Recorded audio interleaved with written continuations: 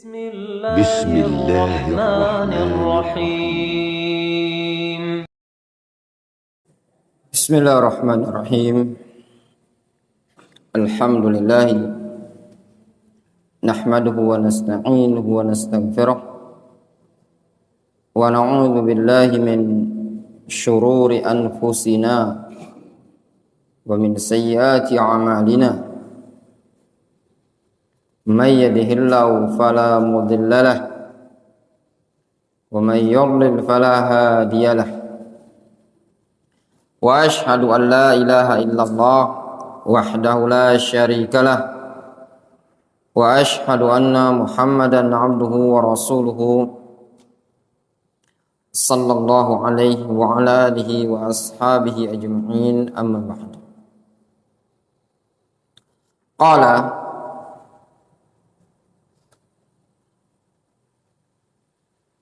Syekh Muhammad Ba Musa Al-Ma'lamul Khamis, Al-Ma'lam Al-Khamis, tanda yang kelima. As-sa'yu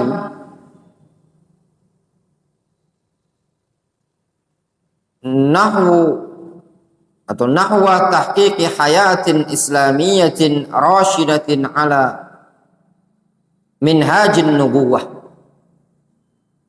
Di antara sifat dakwah salafiyah yang kelima, ciri dari dakwah salafiyah adalah berupaya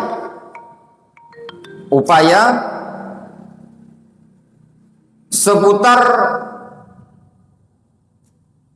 mewujudkan kehidupan Islamiyah yang lurus di atas manhaj nubuwah.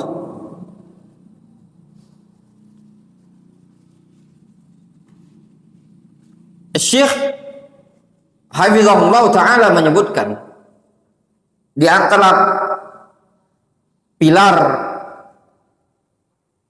ciri dakwah salafiyah adalah upaya mewujudkan kehidupan Islamiyah di atas manhaj nubuwah. Kata beliau, inna min ma'alimid da'wah as-salafiyah as-sa'iyah nahwa tahqiqi hayatin islamiyatin rasyidatin ala minhajin nubuwah. Sesungguhnya termasuk tanda-tanda dakwah salafiyah adalah upaya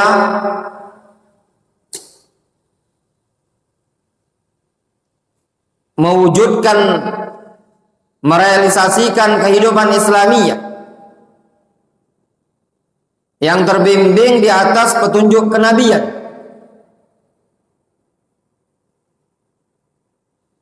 Wa insya mujtama'in rabbani mutamasikin, serta memunculkan masyarakat rabbani yang berpegang teguh dengan agama. Kullun fi majalihi wa ikhtisasihi, masing-masingnya pada ruang dan kekhususannya masing-masing. Wa nad'u li tatbiqi syar'illahi fil ardi, kita mengajak umat manusia untuk menerapkan syariat Allah di muka bumi. Fil aqidati wal ibadati wal muamalati wal akhlaqi was suluk, baik dalam bab akidah, dalam bab ibadah, muamalah, akhlak dan suluk. Intilaqan min manhaj tasfiyah wa tarbiyah al-mabni ala qawlihi ta'ala wa yu'allimuhumul kitab wal hikmata wa yuzakkihim. Intilaqan yang berasal dari manhaj tasfiyah dan tarbiyah yang dibangun di atas prinsip firman Allah Subhanahu wa taala, wa yu'allimuhumul kitab wal hikmata wa yuzakkihim.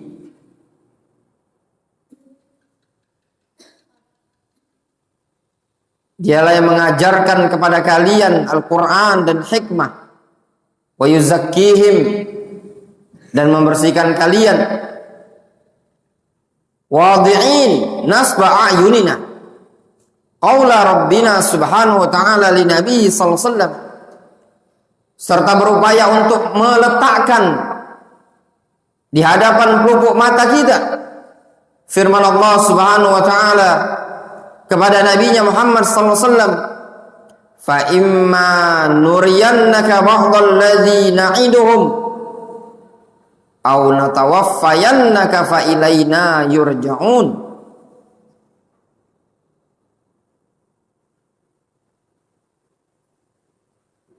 Memungkinkan kami perlihatkan kepada engkau ya Muhammad sebagian apa yang kami janjikan kepada mereka, atau kami wafatkan engkau, maka hanya kepada kamilah mereka akan dikembalikan.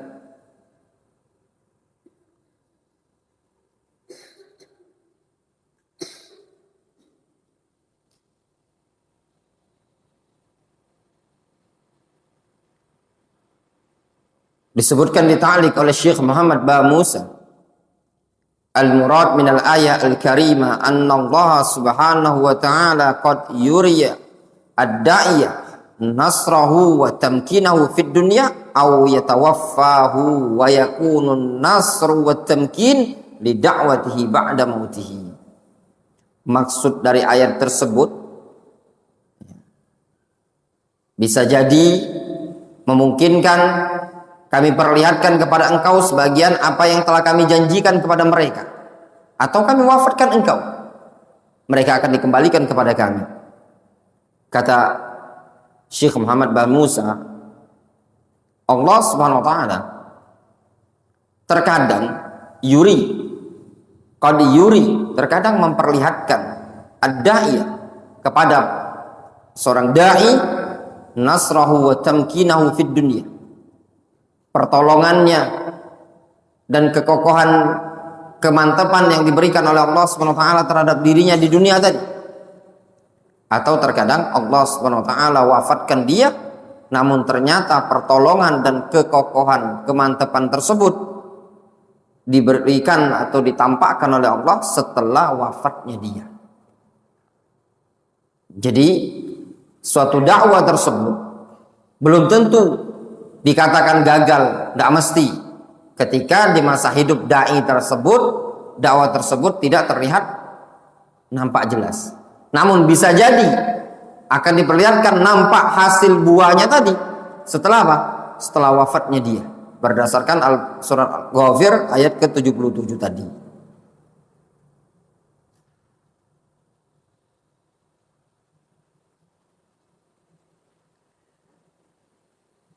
Wa tahqiqan lil qa'idati syar'iyyah as-sahihah 'inda ashabil madzhab al-arba'ah wa ghairihim min ulama'il muslimin,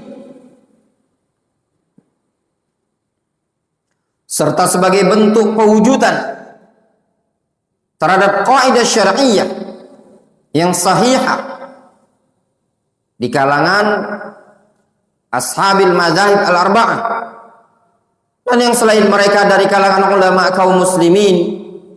Suatu kaidah yang menyatakan man istajala syai'a qabla awanihi uqiba biharmanihi, siapa yang tergesa-gesa terhadap sesuatu sebelum saatnya uqiba biharmanihi, maka dia akan dihukum dengan sebaliknya.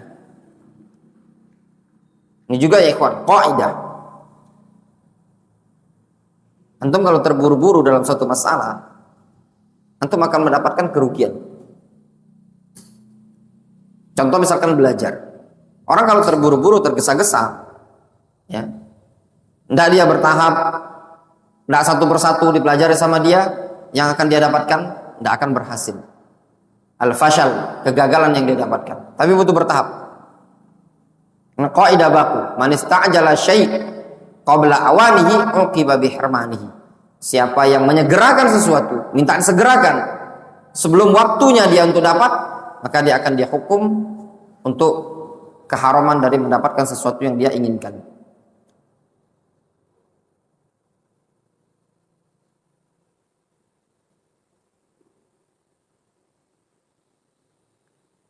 Wad'ina nasba ayunina wa aidan, serta berupaya untuk meletakkan depan pelupuk mata kita qaulan Nabi sallallahu alaihi wasallam, yaitu sabda Nabi sallallahu alaihi wasallam, ma anzalallahu da'an illa anzalallahu dawa'an alimahu man alimahu wa jahilahu man jahilahu. Nabi sallallahu alaihi wasallam mengatakan, tidaklah Allah Subhanahu wa taala menurunkan suatu penyakit, melainkan pasti Allah turunkan pula obat untuk penyakit tadi. Alimahu man alimahu wa jahilahu man jahilahu. Yang tahu ya dia tahu, yang tidak tahu ya dia tidak akan tahu. Hadis diriwayatkan Imam Ahmad dari sahabat Abdullah bin Mas'ud. Tidaklah suatu masalah ada di muka bumi melainkan ada solusi makhraj, cara menyelesaikannya. Namun permasalahannya alimahu man alimahu wa jahilahu man jahilahu. Yang tahu akan tahu, yang tidak tahu dia akan tahu. Yang jadi musibah itu seseorang tidak tahu tapi mengaku tahu.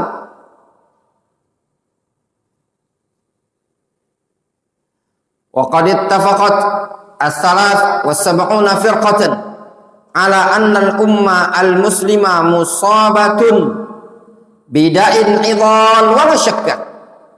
Sungguh telah disepakati oleh 73 kelompok tersebut bahwasanya umat ini akan tertimpa penyakit yang membahayakan kronis tanpa diragukan lagi. Walakin lam ya'rif haqiqatad da' wa yushakhisuhu tashkhisan sahihan illa atibba ay ulama al-firqa an-najiyah wa taifah al-mansurah. Akan tetapi tidak ada yang mengetahui hakikat penyakit tersebut dan tidak akan bisa mendiagnosanya dengan diagnosa yang benar, melainkan para ulama, yaitu al-firqah an-najiyah at-taifah al-mansurah. Faqad syakhasu ad-da' alladhi nakhara fi jasadil ummah. Mereka para ulama telah mendiagnosa, menganalisis penyakit yang telah menjalar pada jasad umat ini tadi. Wa waddahu haqiqatad dawa. Mereka telah menjelaskan hakikat obat tersebut. Wal hukmu 'ala syai' far'un an tasawwirihi. Dan hukum terhadap sesuatu itu merupakan cabang dari gambaran sesuatu tadi. Fahumul ladzi yatahaqqaqu fihim qaulun nabiy sallallahu alaihi wasallam alimahu man alimahu. Mereka adalah orang-orang yang bisa terwujudkan pada mereka sabda Nabi sallallahu alaihi wasallam, alimahu man alimahu wa jahilahu man jahilahu. Maksudnya apa? Para ulama yang tahu terhadap penanganan yang menimpa umat ini tadi. Hanya para ulama yang tahu apa solusi pada masalah yang dihadapi oleh umat ini tadi. Makanya sebagian salaf mengatakan laulal ulama la saran nas kal bahaim. Kalau bukan dikarenakan adanya para ulama yang membimbing umat tersebut, niscaya umat manusia kal bahaim. Mereka bagaikan hewan ternak. Wa thnatani wa sab'una firqah ad-dhalah. Sedangkan 72 golongan tersebut adalah golongan yang sesat. Jahilu haqiqatad da' alladzi nazala bil muslimin. Mereka adalah orang-orang yang tidak tahu hakikat penyakit tersebut yang menimpa terhadap kaum muslimin. Wa jahilu haqiqatad dawa. Mereka juga tidak tahu apa obatnya. Nah, itu dua, ya. 72 golongan tidak tahu penyakit yang menimpa mereka. Juga mereka tidak tahu apa obatnya. Fayantabiqu alaihim qaulun Nabi sallallahu alaihi wasallam wa jahilahu man jahilahu. Sehingga terterapkan pada mereka sabda Nabi sallallahu alaihi wasallam wa jahilahu man jahilahu. Bodohlah terhadap penyakit tersebut orang yang bodoh, tidak tahu obatnya, tidak tahu juga penyakitnya. Lidzalika fahum ya'bathuna fi jasadil ummah al-marid fayasifuna lahu dawaan la yunasibul marad. Oleh karena itu mereka adalah orang-orang yang bermain-main pada jasad umat tersebut, sehingga mereka mensifati obat-obat yang tidak sesuai dengan penyakit yang menimpa umat tersebut. Li'annahum lam ya'rifu haqiqatal marad aslan. Dikarenakan mereka tidak tahu hakikat penyakit itu sama sekali.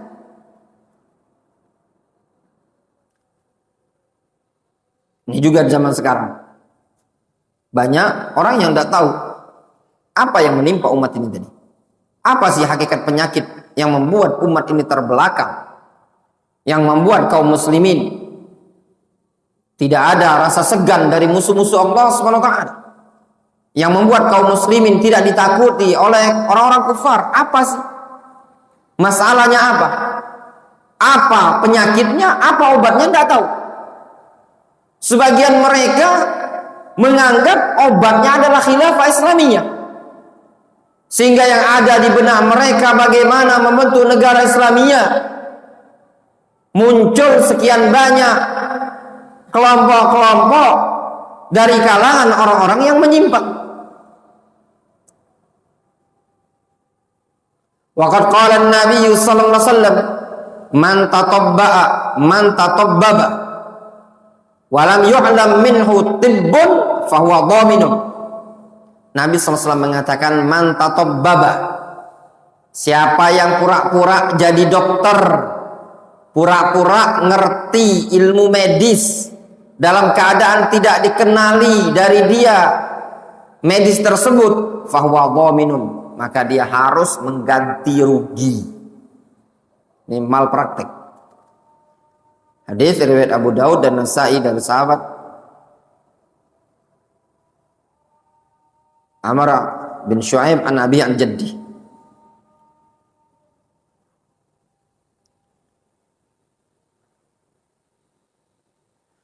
Wa hadits ma anzalallahu azza wa jalla da'an. Sedangkan hadis dari Nabi sallallahu alaihi wasallam yang menyebutkan tidaklah Allah Subhanahu wa taala menurunkan suatu penyakit ila akhirih, wa in kana fil amrad al hissiyah illa annahu la mani'a ay yashmal al amrad al ma'nawiyyah kadzalik. Meskipun yang dimaksudkan pada hadis tersebut adalah penyakit-penyakit secara hissi, namun tidak ada yang menghalangi hadis tersebut mencakup juga penyakit-penyakit yang maknawi. Fa ulama wa ahli sunnah as-salafiyun alimu bitatabbu atau alimu bitatabbu wal istiqra' bil kitab fil kitab wa sunnah anna al ummah. Fa ulama wa ahli sunnah as-salafiyun alimu bitatabbu wal istiqra' fil kitab wa sunnah anna al ummah al muslimah musabatun bi adwa wa laysa bida'in wahid faqat. Para ulama ahli sunnati wal jamaah as-salafiyun mereka mengetahui berdasarkan tatabbu' dan istiqra'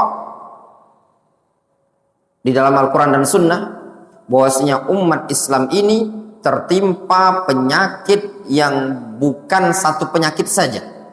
Wa hadhil adwa hiya sabab ar-ra'is fi suqutil khilafah al-islamiyah.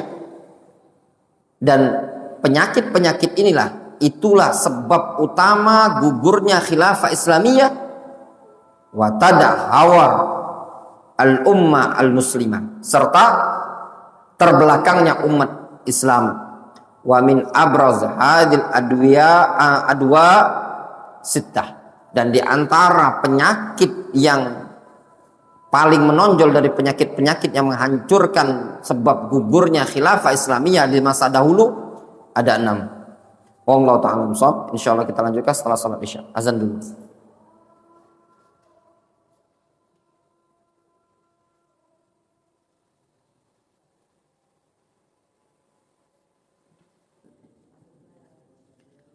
Bismillahirrahmanirrahim.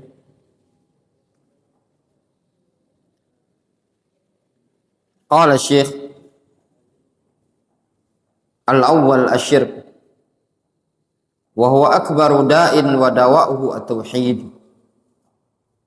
Syekh mengatakan penyakit yang pertama yang menimpa umat yang meruntuhkan khilafah Islamiyah adalah syirik. Itu adalah penyakit terbesar dan obatnya adalah tauhid. Walidzalika tajidu ahlus sunnati wal jamaah as-salafiyyin fi anha'il 'alam da'watahum mutamayyiza bid-da'wa ila hadzal aslil asil. Oleh karena itu engkau akan mendapati ahlus sunnati wal jamaah as-salafiyyin di penjuru dunia. Dakwah mereka adalah dakwah yang terbedakan dengan tauhid.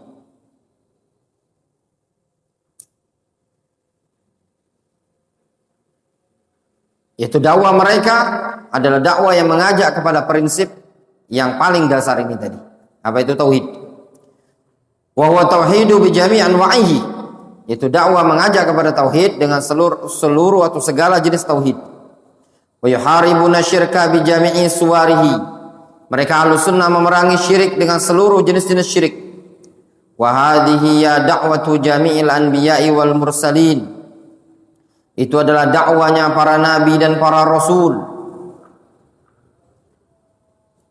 At-tauhid awalan. Tauhid adalah perkara yang pertama kali. Bahkan Syekh Muhammad Nasiruddin Al-Albani rahimahullah ta'ala, beliau punya ceramah judulnya At-tauhidu awalan law kanu ya'lamun. At-tauhidu awalan law kanu ya'lamun. Tauhid itu adalah perkara yang pertama kali kalau seandainya mereka mengetahuinya. Qala Allah Subhanahu wa ta'ala wa laqad ba'atsna fi kulli ummatin rasulan an ya'budullaha wajtanibut taghut. Sungguh kami telah mengutus pada setiap umat seorang rasul yang seorang rasul tadi mengajak an ya'budullaha wajtanibut taghut. Rasul tersebut menyerukan wa'budullah, sembahlah Allah, wajtanibut taghut, jauhi oleh kalian taghut.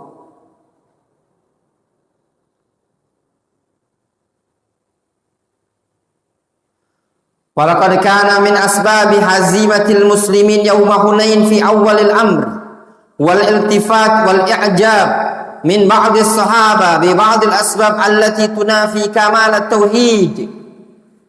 Kata Syekh Muhammad Bamusa, sungguh termasuk sebab yang membuat terpukul mundurnya kaum muslimin pada perang Hunain di awal-awal urusan adalah tatkala merasa lebih banyak jumlahnya, tatkala merasa ada perasaan bangga terhadap jumlah kaum muslimin pada waktu tersebut, yang bersumber dari sebagian orang-orang yang baru masuk Islam. Dan juga tatkala muncul sebagian sebab-sebab yang meniadakan kamal tauhid, bukan aslu tauhid. Qala Allah Subhanahu wa ta'ala, Allah Subhanahu wa ta'ala menyatakan dalam Al-Qur'anul Karim, wa yauma Hunain id a'jabatkum kathratukum falam tughni ankum syai'a wa dhaqat 'alaikumul ardu bima rahabat thumma wallaitum mudbirin.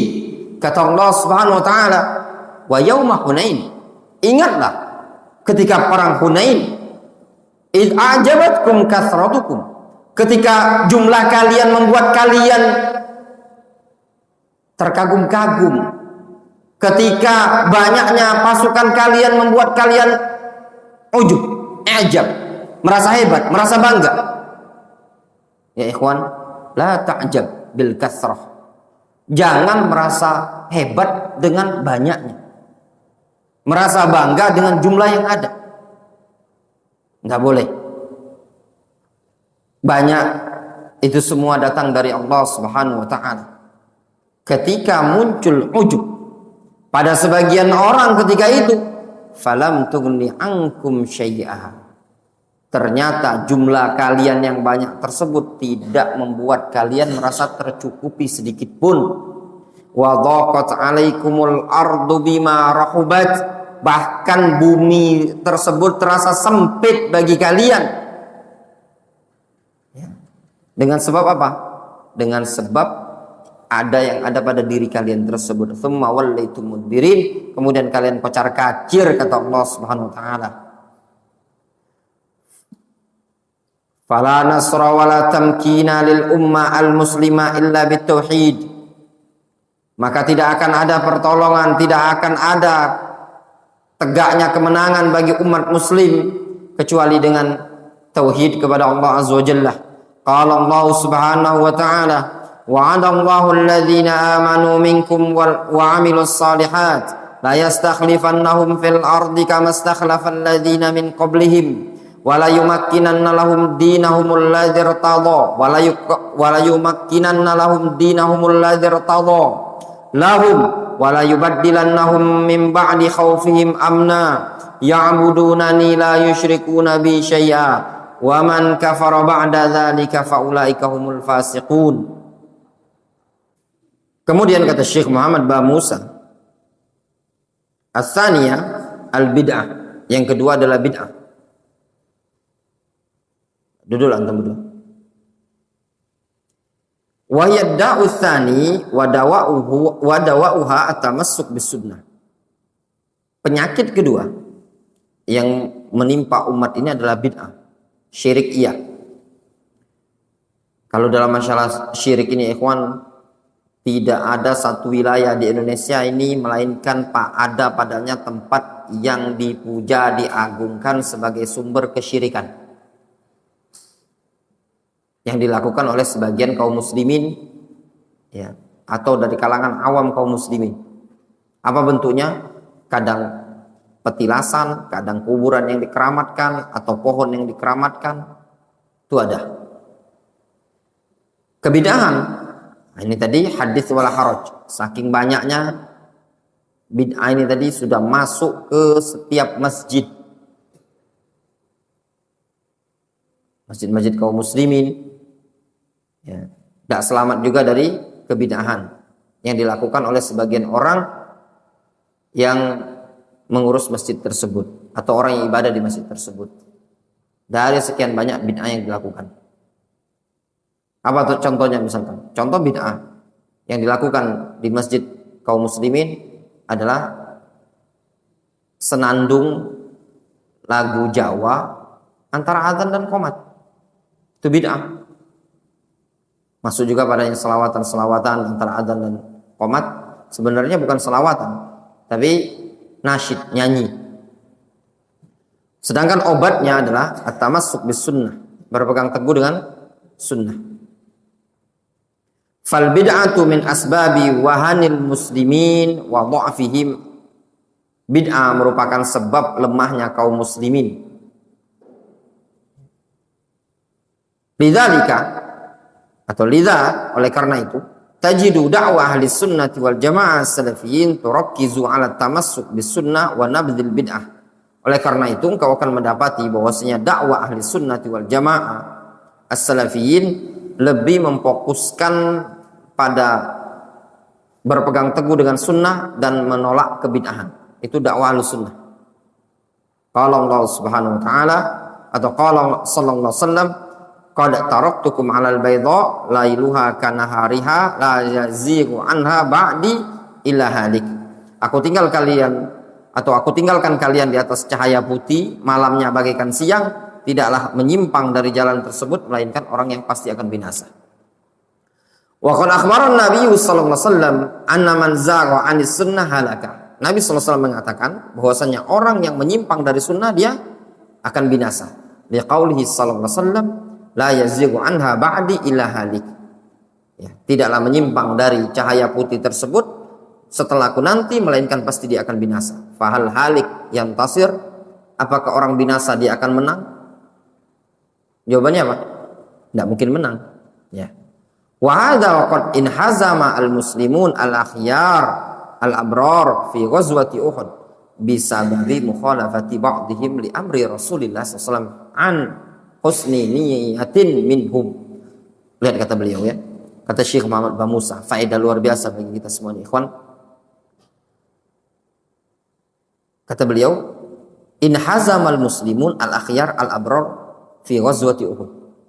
Kaum muslimun yang terbaik ya, in hazama, terkalahkan, terpukul mundur pada perang Uhud. Apa sebabnya? Bisababi mukhalafati ba'dihim. Tatkala sebabnya ada penyelisihan dari sebagian mereka. Menyelisih apa? Li amri Rasulillah SAW. Menyelisihi perintah Rasulullah SAW an husni niyatin minhum, yang didasari niat yang baik dari kalangan mereka. Wa dzalika hina amara Nabi SAW ar-rumat bil baqa' al jabal. Yang demikian itu ketika Nabi SAW memerintahkan para pemanah untuk tetap jaga di bukit. Wa adami tarkihi fa khalafu. Dan Rasul memerintahkan agar mereka jangan meninggalkan bukit. Namun fa khalafu, mereka pun menyelisihinya. Fa kanatil hazimah. Sehingga al-hazimah, kekalahan yang didapatkan. Fa kaifa biman ta'ammada mukhalafatas sunnah. Terus bagaimana orang yang sengaja menyelisih sunnah? Kalau sebagian sahabat yang menyelisih perintah Rasul, kata Rasul tetap jaga di atas bukit. Niatnya baik. Ya. Niatnya baik, niatnya bagus. Bukan sengaja untuk menyelisih sunnah Rasul. Itu pun bisa menyebabkan mereka kalah. Terus bagaimana dengan orang yang sengaja untuk menyelisih sunnah Rasul? Fa mukhalafatus sunnah daun wa tamassuk bis sunnah dawa. Sehingga menyelisih sunnah adalah penyakit, sedangkan berpegang teguh dengan sunnah adalah obatnya. Kemudian yang ketiga, yang pertama syirik, yang kedua bid'ah, yang ketiga al-jahlu, kebodohan. Ini juga yang bisa menggugurkan khilafah Islamiyah pada masa terdahulu adalah kebodohan yang timbul di tengah-tengah masyarakat. Wa hadha huwa ad-da' ats-tsalits wa dawa'uhu al-ilmu syar'i. Ini adalah obat yang ketiga, penyakit yang ketiga, sedangkan obatnya adalah ilmu syar'i. Kalau tidak punya ilmu ya ikhwan, antum miskin dunia akhirat. Di dunia ini punya ilmu. Kalau antum punya ilmu, antum akan bisa bertahan hidup. Lihat, maaf, sebagian orang-orang yang tidak punya ilmu, apa yang dilakukan sama dia? Ngemis di jalanan. Orang yang punya ilmu, ada yang jualan, ada yang dagang. Itu yang punya ilmu. Punya ilmu itu tidak mesti jadi pegawai, tidak mesti kantoran. Ilmu untuk mendapatkan uang, macam-macam. Ilmu masak pun bisa mendatangkan duit. Tapi yang tidak punya ilmu, jadi pengemis, jadi perampok, jadi pembegal, itu semua tidak punya ilmu. Ilmu yang ada pada mereka bukan ilmu yang syar'i, ilmu yang haram, ilmu begal. Ya, jangan ada alasan, saya bisa Ustaz, punya apa ilmu? Saya bisa punya ilmu, bisa membuka seluruh kunci sepeda motor. Ini bukan ilmu yang bagus difahami. Ya. Itu urusan dunia, apalagi urusan akhirat, urusan agama. Kalau antum tidak punya ilmu, gimana antum ibadah kepada Allah Subhanahu wa taala? Akan kelihatan sekali nampak. Kita lihat orang-orang yang tidak punya ilmu, sholatnya sembarangan, wudhunya sembarangan. Banyaklah sebabnya orang terjatuh pada kemalasan untuk ibadah karena tidak punya ilmu. Makanya antum disuruh berilmu. Ana yakin orang tuanya antum kalau seandainya disuruh pilih, ya, misalkan abinya hakim, mau ndak antum ndak usah kerja lagi, mondok baik, pasti milih galak mondok, ya ndak? Fasih, ya ndak? Cobalah fasih, antum tawari abi antum, abi aku kerja, abi mondok, kalau ndak? Galak bi. Pak Roni itu kalau seandainya mondok lagi, ya mana Pak Roni? Ketik. Pak Roni itu pengen mondok lagi, Bin. Coba antum jaga es. Pak Roni belajar sini. Enggak lah, Aiman. Antum yang jualan. Pak Ahmad duduk sini. Enggak ada. Ilmu itu penting, ikhwan. Maka antum suruh belajar dari sekarang. Cobalah kalau antum tidak belajar. Antum nongkrong-nongkrong. Azam antum kalau antum tidak belajar azam. Paling tidak antum jadi supir, jadi kena angkot. Disuruh belajar supaya pinter, supaya bisa memberikan manfaat untuk diri antum pribadi sebelum orang lain mendapatkan kemanfaatannya tadi. Kama ja'a fil hadis, sebagaimana disebutkan dalam hadis, fa inna shifa'ul ai as-su'al. Obat kebodohan itu bertanya. Kalau tidak tahu yang tanya. Hadis riwayat Ahmad dari sahabat Abdullah bin Abbas. Wa qad intashara al-jahlu bid-din bainal muslimin intisharan 'aziman. Sungguh telah tersebar kebodohan terhadap agama ini di tengah-tengah kaum muslimin intisharan 'aziman. Dengan penyebaran yang sangat besar sekali. Ya. Antum bisa bayangkan, ana sujud sahwi, sebagian jamaah itu bilang subhanallah, sujud sahwi, sujud lagi ana sekali lagi, subhanallah. Bayangkan, saking tidak punya ilmunya tadi. Jelas enggak? Di mana kejadian? Bukan di kampung. Bukan di pelosok. Kejadian di tempat anak dakwah Ramadan kemarin. Itu kalau yang kerja di situ bukan orang-orang yang orang-orang yang belajar, orang-orang sekolah. Anak sujud sahwi, Allahu Akbar, subhanallah.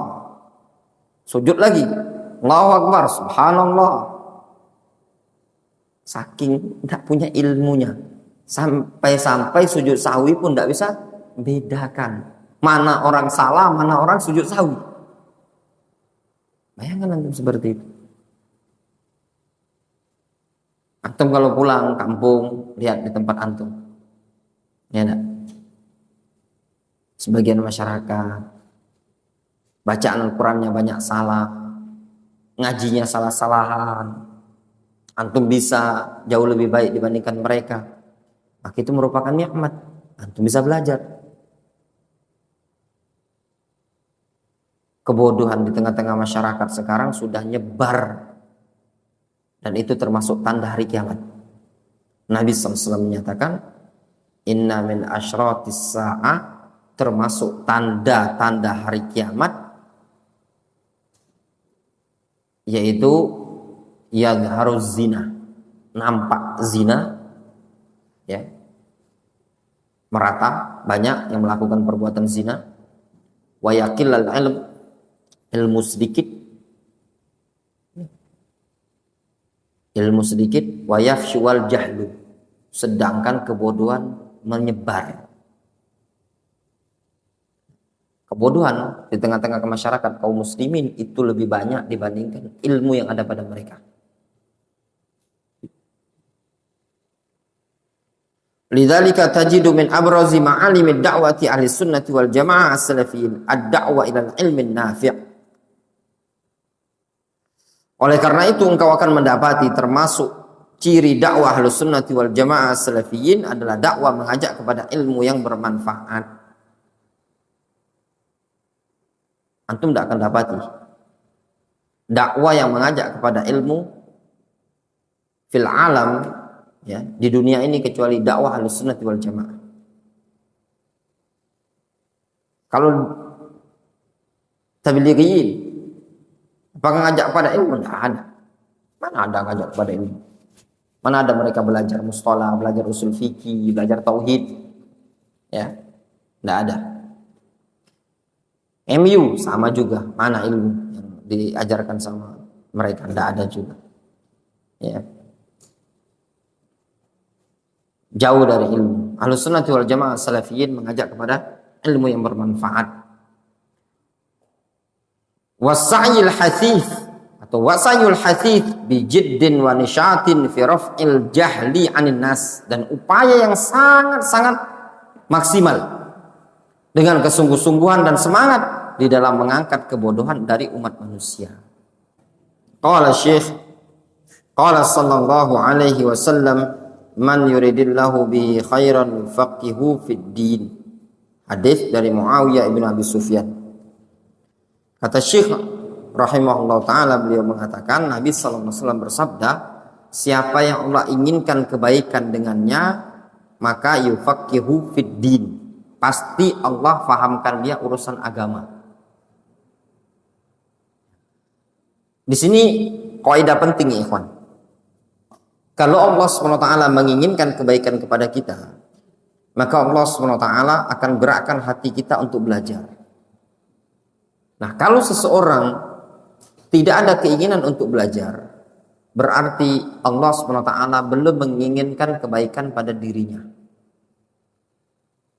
Jadi ketika antum tergerak untuk belajar, tergerak untuk memahami agama Allah SWT, itu petanda Allah SWT menginginkan kebaikan pada antum. Tapi ketika seseorang kabur dari pondok pesantren, itu adalah awal kali kegagalan. Awal kali kegagalan dia. Makanya antum yang kabur-kabur, yang malas mondok, nggak akan berhasil. Nanti tinggal kenangan. Barulah dia bilang, ngapolah anak dulu nak kabur pondok, ngapo dak mondok dari dulu. Penyesalan itu tidak pernah kata orang di awal, selalu di akhir. Wallahu ta'ala al-mushaf, ya.